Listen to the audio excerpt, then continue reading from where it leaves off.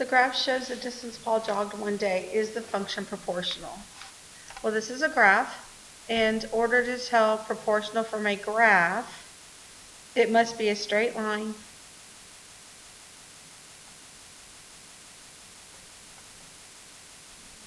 Touching 0.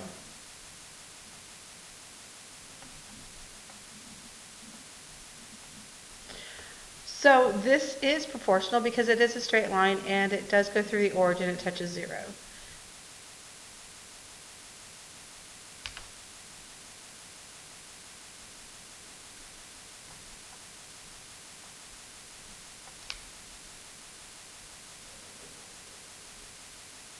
So this is proportional to a straight line touching the origin, or 0 is the same way of saying that.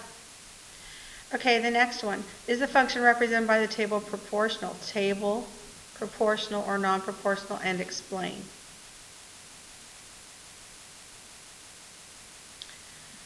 Well, when you're looking at a table, it must have the point 0, 0 in order to be proportional. This does not. If you don't have 0 and x on the table, you've got to work the table until you get that. But this has 0, 3, not 0, 0. So this one is not proportional. Okay, the next one, determine whether each relation is a function and explain. Okay, for a function, if you're looking at a graph, you use what we call the vertical line test. All vertical lines drawn through the graph can only contain one point. If you're looking at a table, all the x values must be different. In other words, the domain must be different. So on this graph, as we draw vertical lines through the graph, through the line that they have, there's only one point touching each of those vertical lines. So this is a function because it passes the vertical line test. And for this table, -1, 1, and 3, those are all different numbers on a number line. Please do not think that -1 and +1 are the same number. They are not. They are two different numbers on the number line. So for number 4, all of these are different points. So this is a function as well because the x values are all different.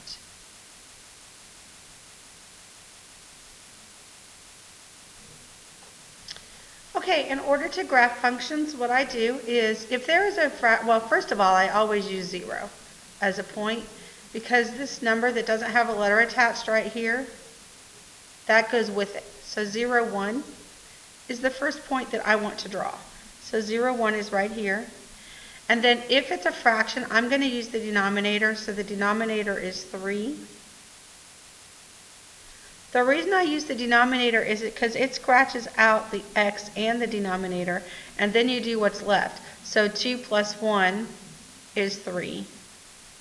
So 3, 3 is my next point right here. You connect those 2 points with a line and you have your answer. So on the next one, I'm going to use 0 because the number that doesn't have a letter attached goes with that, so 1. And then this one, technically, if you write -2 as a fraction, it's -2 over 1. So 1 is the denominator there. So that's what's going to scratch out that x. And then you do what it says, -2 plus 1 is -1. So I have 0, 1, and 1, -1. Connect those points and you're done with that one.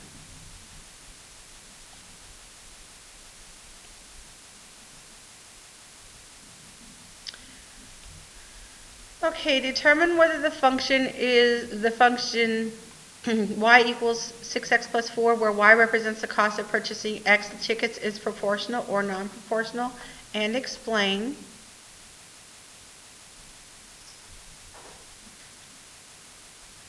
So when you're looking at an equation, proportional functions cannot have addition or subtraction, and this right here has addition for this equation that they gave us. So this is proportional. I'm sorry, this is not proportional because there is addition. Let me change that.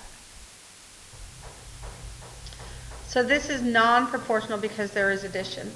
Again, if there's addition or subtraction, it's not proportional. Okay, on the next one, the height of the flower is measured for several weeks. The graph shows the height of the flower for each week. Determine and interpret the rate of change. So we need to interpret the rate of change first of all.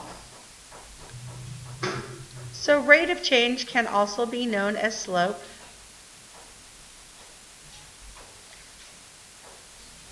So we want to connect these two dots that they have drawn for us with a triangle, a right triangle underneath, and count how tall and how long the triangle is. And you don't count the lines, you count the boxes. So 1, 2, 3, 4, that one's 4 units long. And this is 1, 2, 3, 4, 5 units. So 4 units tall, 5 units long. This fraction is your slope. So the rate of change is the slope. Now, in order to interpret the rate of change, you have to go in the pattern of an L. And where you have the 0, you want to put per. So this is centimeters per week.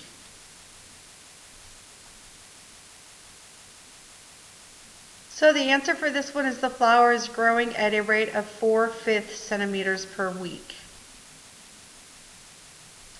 Okay, this next one, determine the domain and range. Whenever you have domain and range, you have your XY table, you want to think about going to the doctor because the domain is X and the range is Y.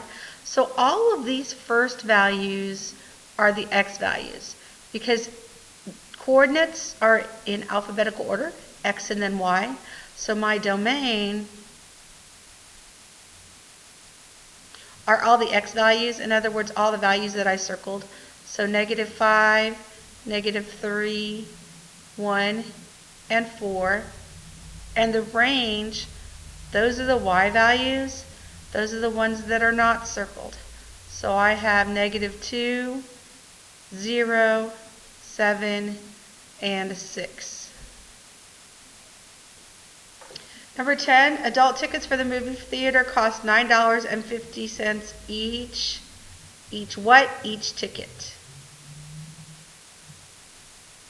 Write an equation. The reason I circled each is because per, each, and every indicate that the number in front gets stuck to the letter behind it. So I've got 950T. Okay, write an equation means you better have an equal sign that can be used to find the total cost C, so they want you to use C as the other variable for any number of adult tickets T. So that's the first part of the answer. Then use the equation to determine how much 7 adult tickets would cost. So $9.50 times 7 equals $66.50. So 7 adult tickets would cost $66.50. Number 11, the graph shows the number of customers and the cost of coffee. Write an equation to find the cost of coffee Y for any number of customers X. They're asking you to use X and Y.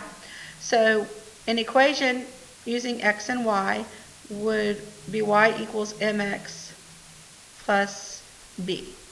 So I'm going to find my slope first. I'm going to put a couple of points back into the XY table to do that. So 10 goes to 15. And I'm looking for some good points. 20 goes to 30. Okay, from 15 to 30 is adding 15. And from 10 to 20 is adding 10. And the slope is the circled number on top. So 15 over 10. But you can simplify that. You can reduce those, divide both of them by 5. So 15 divided by 5 is 3. 10 divided by 5 is 2. So that's your slope. Y equals 3 halves X. Now to find B, I'm just going to take the first point here, this 10, and I'm going to multiply my slope times that value. So I'm going to put the 10 up top here. Okay, so 3 times 10 is 30, divided by 2 is 15. And you have to ask, what do you add to get this Y value here? Well, it's already at 15. So that means that this particular graph doesn't have a y-intercept. So the answer for number 11 is y equals 3 over 2x. 3 halves x. Okay, the next one represents the relation as a table. So they give you the points. So negative 1 is next to 4. 0 is next to, sorry, there's a glitch. Let me fix that. 0 is next to 2. 2 is next to negative 1. 5 is next to negative 4. So now they want you to graph it. So negative 1 on the x and then up 4. Negative 1 on the x and then up 4 is right here. 0 on the x and then up 2. So that would be right here. 2 on the x and then down 1. Right here. 5 on the x and then down 4. 1, 2, 3, 4 right here. 5 on the x down 4. 1, 2, 3, 4. Okay, this is not an equation they gave you, so you don't connect these dots. You just leave them like they are. But they want the domain and range now. So remember, if you're looking at a table, think about going to the doctor. So the domain is all the x's.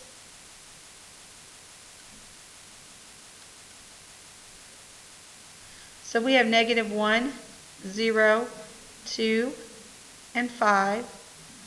The range is all the y values. So I have 4, 2, negative 1, and negative 4.